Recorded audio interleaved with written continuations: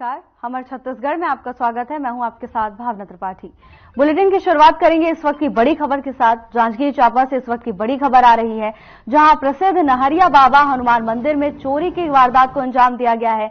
मंदिर का ताला तोड़कर लाखों रुपए की चोरी की घटना को अंजाम दिया गया। मंदिर से 3 दान पेटी चोर चुरा कर ले गए।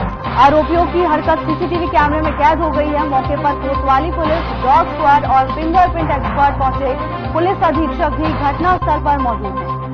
जांजगीर चांपा से इस वक्त की बड़ी खबर, जहां चोरों के हौसले बुलंद नजर आ रहे हैं। मंदिर से 3 दान पेटी चोर लेकर फरार हो गए। डॉग स्क्वाड और फिंगर एक्सपर्ट टीम मौके पर पहुंची हुई है। पुलिस अधीक्षक भी घटनास्थल पर मौजूद है। प्रसिद्ध नहरिया बाबा हनुमान मंदिर में चोरी की वारदात को अंजाम दिया गया है। मंदिर का ताला तोड़कर शातिर चोरों ने चोरी की वारदात को अंजाम दिया। मंदिर से 3 दान पेटी लेकर फरार हो गए। मौके पर डॉग स्क्वाड और फिंगरप्रिंट एक्सपर्ट मौजूद हैं, तो वहीं पुलिस अधीक्षक भी पूरी मुस्तैदी के साथ घटनास्थल पर मौजूद हैं और स्थिति का जायजा ले रहे हैं। जांजगीर चांपा से इस वक्त की बड़ी खबर, जहां प्रसिद्ध नहरिया बाबा मंदिर में चोरी की वारदात को अंजाम दिया गया है। पूरी वारदात सीसीटीवी कैमरे में कैद हो गई है। कोतवाली पुलिस मौके पर पहुंची है। फिंगरप्रिंट एक्सपर्ट, डॉग स्क्वाड की टीम भी मौके पर मौजूद है। चोरों की तलाश पुरजोर तरीके से जारी है। जांजगीर चांपा से इस वक्त की बड़ी खबर आपको बता रहे हैं, जहां चोरों के हौसले बुलंद हैं। चोरों ने मंदिर को निशाना बनाया है, जहां से चोर 3 दान पेटी लेकर फरार हो गए।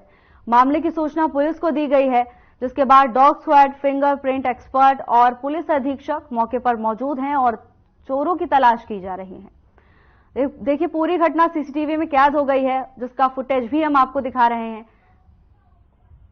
चोरों ने मंदिर का ताला तोड़कर चोरी की वारदात को अंजाम दिया है।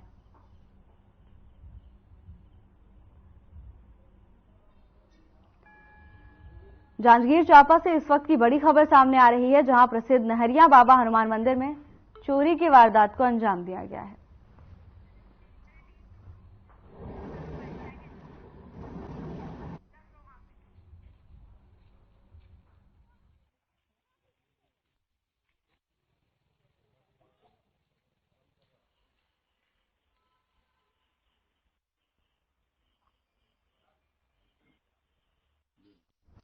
केंद्रीय गृह एवं सहकारिता मंत्री अमित शाह ने प्रेस कॉन्फ्रेंस की। इस दौरान उन्होंने क्या कुछ कहा, आइए आपको सुनाते हैं। आप सभी का आज की प्रेस वार्ता में स्वागत है। मेरा 2 दिन का छत्तीसगढ़ का प्रवास छत्तीसगढ़ की बहुत पुरानी नक्सलवाद की समस्या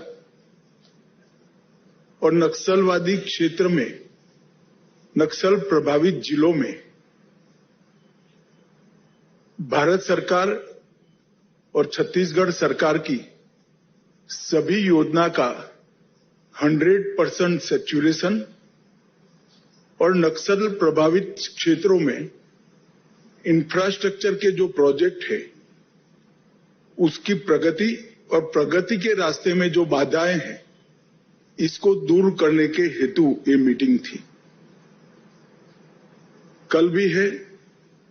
आज की मीटिंग में छत्तीसगढ़ से जुड़े हुए सभी राज्यों के डीजी और चीफ सेक्रेटरीज भी बुलाए गए थे, क्योंकि जब हम छत्तीसगढ़ की नक्सल समस्या को एड्रेस करते हैं, तब पड़ोसी राज्यों का इकोसिस्टम भी इतना मजबूत होना जरूरी है। और मैं मानता हूं मित्रों कि अब समय आ गया है कि वामपंथी उग्रवाद की समस्या पर एक मजबूत रणनीति के साथ, रूथलेस रणनीति के साथ अंतिम प्रहार किया जाए। और आज की मीटिंग में गृह विभाग के मेरे साथी नित्यानंद जी, मुख्यमंत्री जी, उप मुख्यमंत्री जी, गृह सचिव, डीआईबी और भारत सरकार के सभी सीएपीएफ के डीजी उपस्थित थे।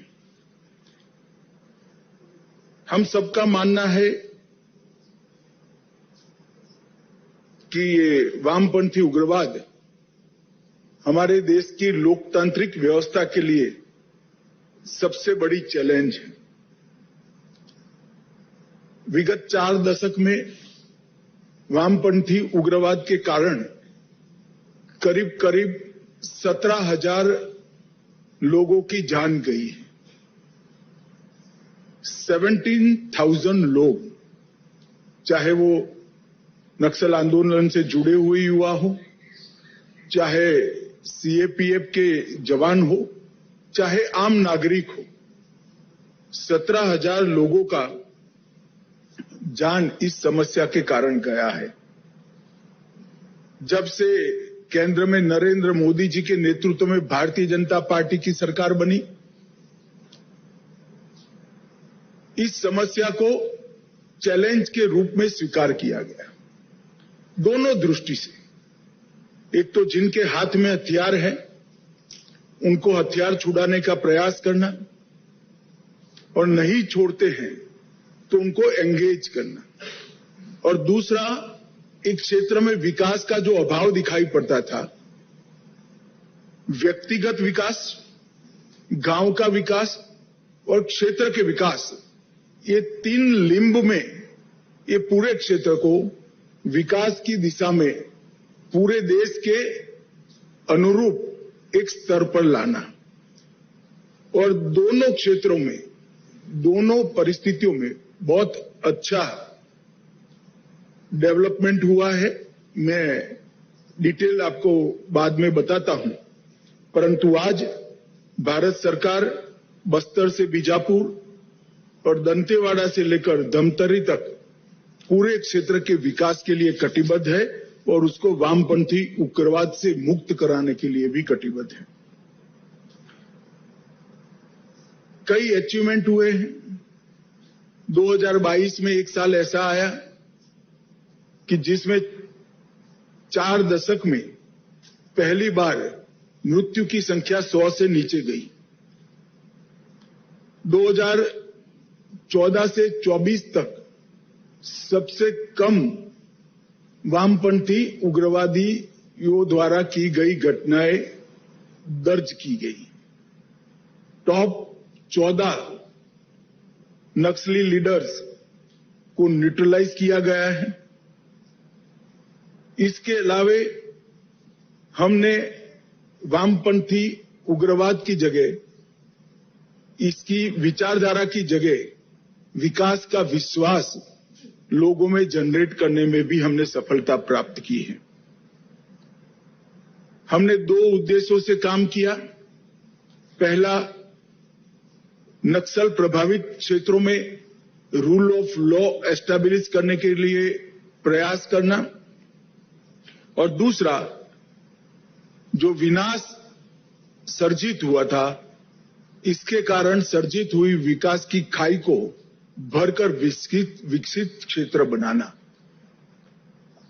और मुझे हर्ष है कि कई राज्य 2019 से लेकर 24 तक नक्सल प्रभावित क्षेत्र के नाम से, तमगे से मुक्त हुए हैं। बिहार, झारखंड, उड़ीसा, आंध्र प्रदेश, तेलंगाना, मध्य प्रदेश और कमोबेश महाराष्ट्र भी, ये सारे राज्य, महाराष्ट्र का एक जिला छोड़कर, नक्सल समस्या से मुक्त हुआ है। मैं मानता हूं कि ये भारत सरकार का बहुत बड़ा अचीवमेंट है। मित्रों, एक प्रकार से इसकी आंकड़ों का विहंगावलोकन करें तो 2004 से 14 तक 16,463 घटनाएं हुई थी, और 14 से 24 तक 7,744 हुई है, तो 53% घटनाओं की कमी आई। नागरिकों और सुरक्षा बलों की मृत्यु में पहले 10 साल में 6617 सुरक्षा कर्मी और नागरिक मृत्यु हुआ था। अब उसमें 70% कमी होकर 2004 तक ये आंकड़ा सीमित करने में हमें सफलता मिली है। इसी तरह से सुरक्षा बलों की मृत्यु में 73% की कमी और नागरिकों की मृत्यु में 69% की कमी आई है। मुझे विश्वास है कि हमारी लड़ाई अंतिम चरण में पहुंची है और हम देश को 2026 मार्च तक पूर्णतया नक्सल समस्या से मुक्त कर पाएंगे।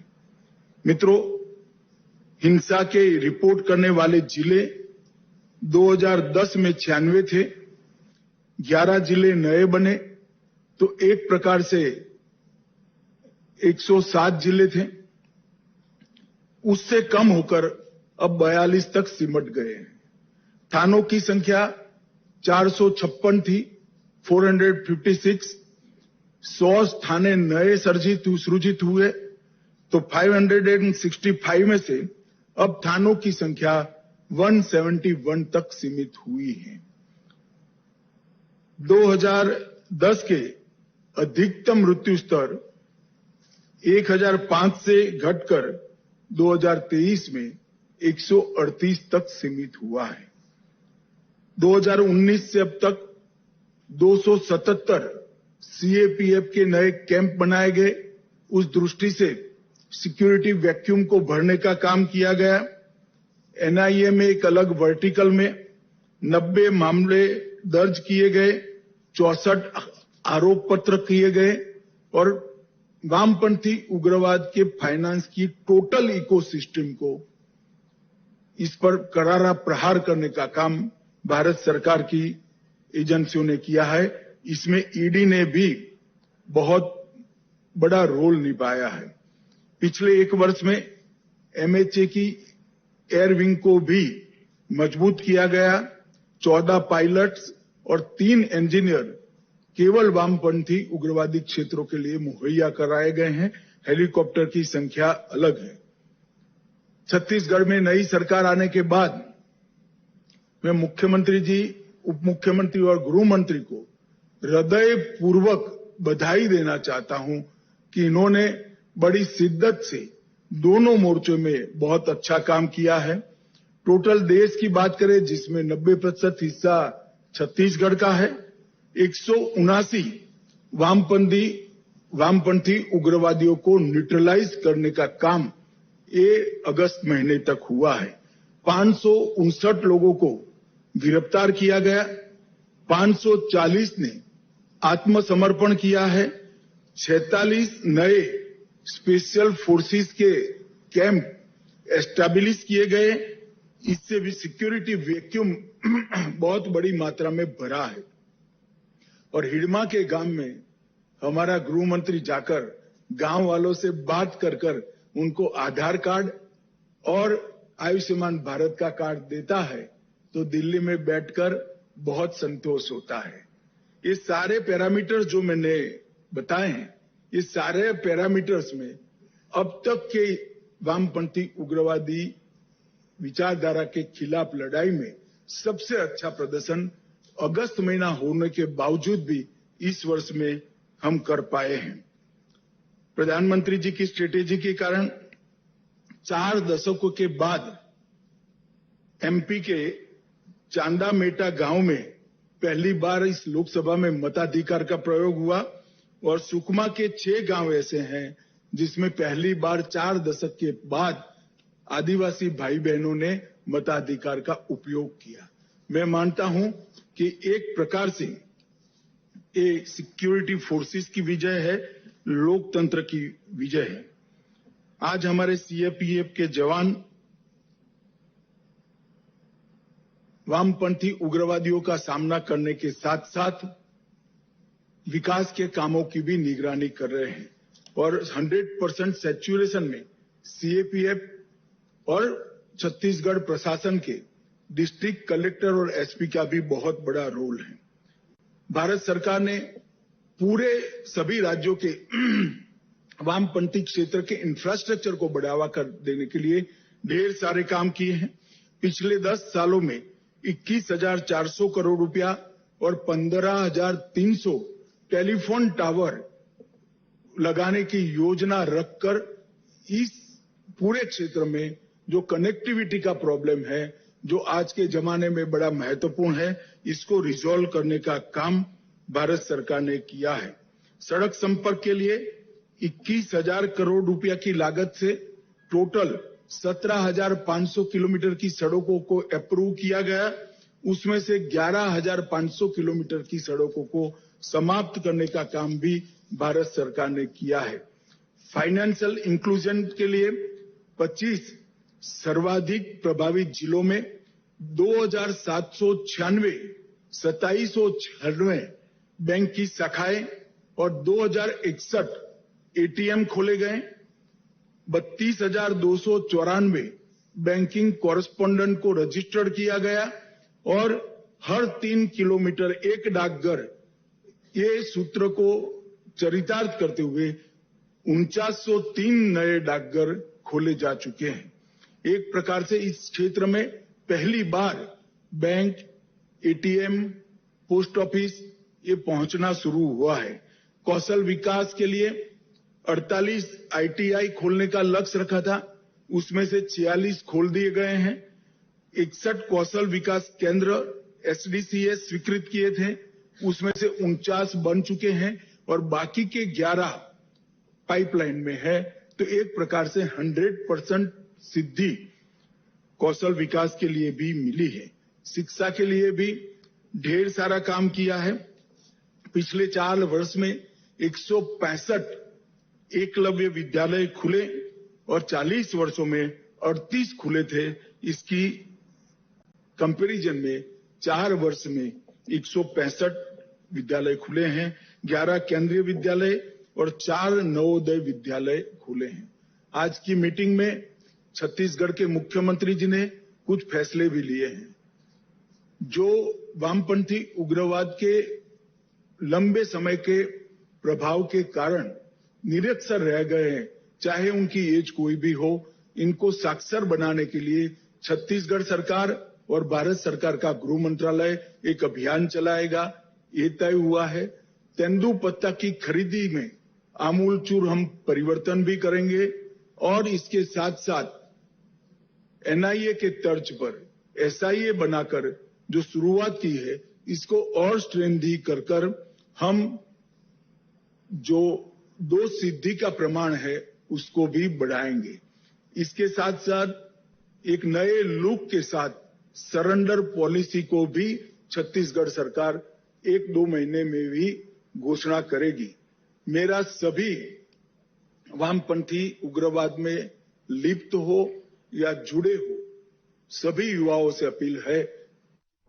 तो चलिए आपको सीधे रायपुर लिए चलते हैं, जहां केंद्रीय गृह मंत्री अमित शाह ने एनसीबी ऑफिस का उद्घाटन कर रहे हैं।